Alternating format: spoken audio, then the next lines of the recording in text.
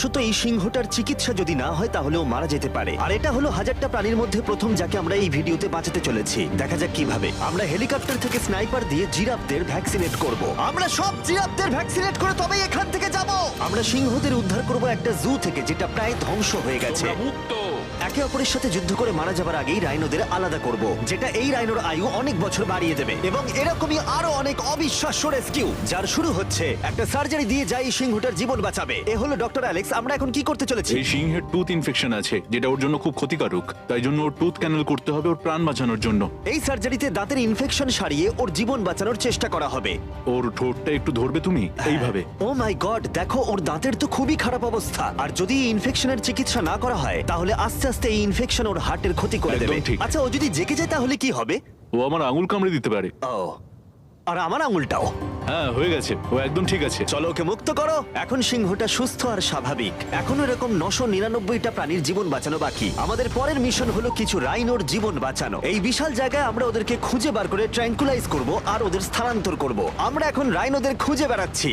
ওদিকে চ্যান্ডলার রয়েছে আকাশে। আমি হেলিকপ্টারে করে চারিদিকে ঘুরে বেড়াচ্ছি। যদি কোনো রাইনো দেখতে পাই তাহলে আমরা তাকে রেস্কিউ করব। এখানে শক্তিশালী রাইনোরা দুর্বল রাইনোদের তাড়িয়ে দেয়, কিন্তু যেহেতু এই এলাকার চারপাশটা বেড়া দিয়ে ঘেরা আছে তাই দুর্বল রাইনোরা এখান থেকে কোথাও যেতে পারে না, আর তার ফলে ওদেরকে মেরে ফেলা হয়। হ্যাঁ, একদমই তাই। তাই প্রথমে আমরা ওদেরকে ঘুম পাড়াবো আর তারপর ওদেরকে এমন একটা জায়গায় নিয়ে যাব যেটা ওদের নিজস্ব জায়গা হবে, যেখানে ওরা বেঁচে থাকার জন্য পর্যাপ্ত খাবার আর জল পাবে। তার ফলে ওরা শক্তিশালী হবে। চলো আমরা কি ওখানে রেস্কিউ করি?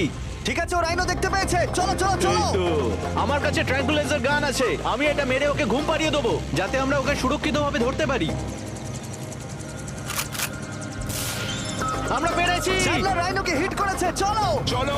একটা রাইনো ঘুমিয়ে পড়েছে, পরেরটা দেখি। Chandler, good shot. প্রথমেই আমরা ওর অ্যান্টি পোচিং কলারটা খুলে নেব, আর সেটা এইভাবে হবে। এই কলারটা রাইনোর স্পিড ট্র্যাক করে, আর এর ফলে ও স্থানীয় জায়গাতেই থেকে যায়। যদি হঠাৎ রাইনো খোলামেলা জায়গায় দৌড়তে শুরু করে যখন চারপাশে কোনো প্রাণী নেই, তখন আমরা জানি শিকারীরা ওকে মারার চেষ্টা করতে পারে। আমরা চেষ্টা করব যাতে এই রাইনোদের আয়ু অনেকটাই বেড়ে যায়, কারণ ওদের সংখ্যা খুব একটা বেশি নয় পৃথিবীতে। হ্যাঁ, তোমাকে অনেক ধন্যবাদ, এটাই আমার বলার ছিল। তাহলে এটা হলো একটা মাইক্রোচিপ যেটা আমরা ওর শিঙের ভেতরে ঢুকিয়ে দেব, তারপর সেটা আঠা দিয়ে আটকে দেব। এবার যদি কোনো শিকারী ওকে বেআইনি ভাবে মারার চেষ্টা করে তাহলে কালোবাজারে ওর শিং বিক্রি করার সময় আমরা ট্রেস করে ওদেরকে ধরতেও পারবো। এবার এই রাইনোকে এমন একটা জায়গায় নিয়ে যাওয়া যাক যেখানে বড় রাইনো একে মারতে পারবে না।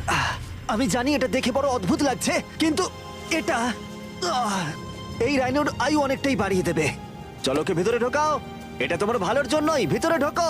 আমরা এমন একটা সুরক্ষিত জায়গায় এখন রয়েছি যেখানে এই রাইনোকে কেউ তাড়াবে না আর মেরেও দেবে না। ঠিক আছে, আমরা এখন থেকে ওকে হিপো বলে ডাকবো। হিপো? ও তো রাইনো। হ্যাঁ, কিন্তু ওর নাম হিপো।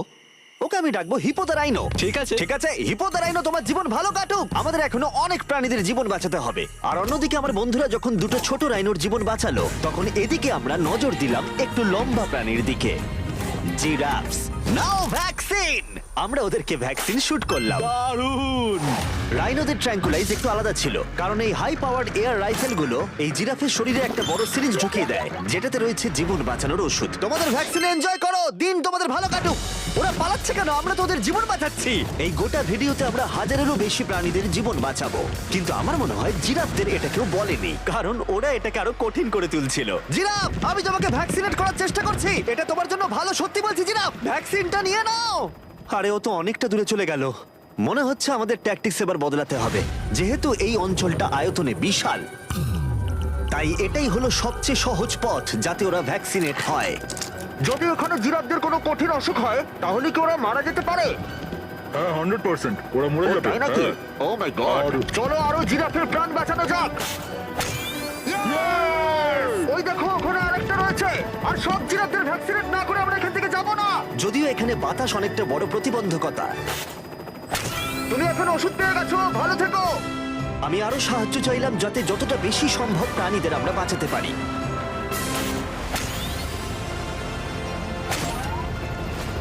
আমি 5টা জিরাফ দেখতে পাচ্ছি, ওদের ভ্যাকসিন হয়নি। আর 4টে জিরাফের ভ্যাকসিন বাকি। 3টে জিরাফের বাকি। ইয়ে! শেষের জন্য একদম সামনে আছে। দেখো, 5 জনকে দেওয়া হয়ে গেল। আমরা ওদেরকে শুট করছি, যদিও আমরা ওদেরকে মারছি না, ওদের জীবন বাঁচাচ্ছি। ঠিক জায়গায় লেগেছে। যখন আমরা ওখান থেকে বেরোলাম তখন প্রায় 70টা জিরাফের ভ্যাকসিনেশন হয়ে গেছে। তার মানে এখন অব্দি 74টা প্রাণীর জীবন বাঁচানো হলো। আমরা দেখতে পাচ্ছিলাম আমাদের প্রচেষ্টা ক্রমশই কঠিন হচ্ছে। হ্যাঁ ওটাই তো, একদম সুস্থ হয়ে গেছে। ভাই, কে জানতো জিরাফদের ভ্যাকসিনেশন করা এতটাই মজাদার হতে চলেছে। কিন্তু এখনো আমাদের প্রচুর প্রাণীদের জীবন বাঁচানো বাকি রয়েছে।